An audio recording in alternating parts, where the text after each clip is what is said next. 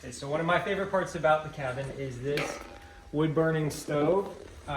It's kind of intimidating to use, but once you get the hang of it, it's really not that hard. What you have right here is the handle for opening the door, where you will feed wood into the fire. I recommend starting with a small fire, some kindling sticks like this. Just make a small pile or a little teepee setup and light these up. Once you have these all blackened and a good bed of coals going, that's when you can add more fuel to the fire.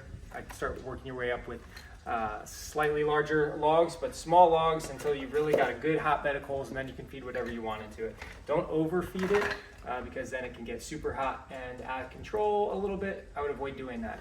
The most important things about this are you have two little handles that you can adjust to adjust how hot the fire burns. This right here is your main damper, and to kill the fire completely, you can close that and the fire will pretty much go out. It needs air to breathe. I like to keep it just maybe halfway open at the max. You really don't need it any more open than that in order to get good airflow and get the fire going. Over here is your air wash. Basically, once the fire's been going for about 20 minutes and is nice and hot, if you open this up, it'll give a little bit of airflow across the glass, and that'll help clear out all that gunk and blackness, so you have a nice, clear image of your fire. And up top, what we have here is a kettle full of water. It's not for drinking, it's for humidity. Sometimes the stove makes the air in here really hot and dry or staticky, so this just gives a little moisture to the air. Fill it with some water and let that steam come out as your fire goes. And when you're all done with it, leave it wide open so that the fire burns out on its own.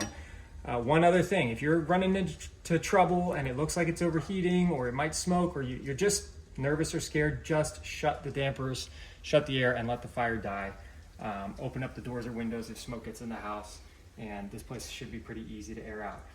It's not as scary as it looks. It's actually quite beautiful and warm once you get it going. So enjoy it, but please be safe.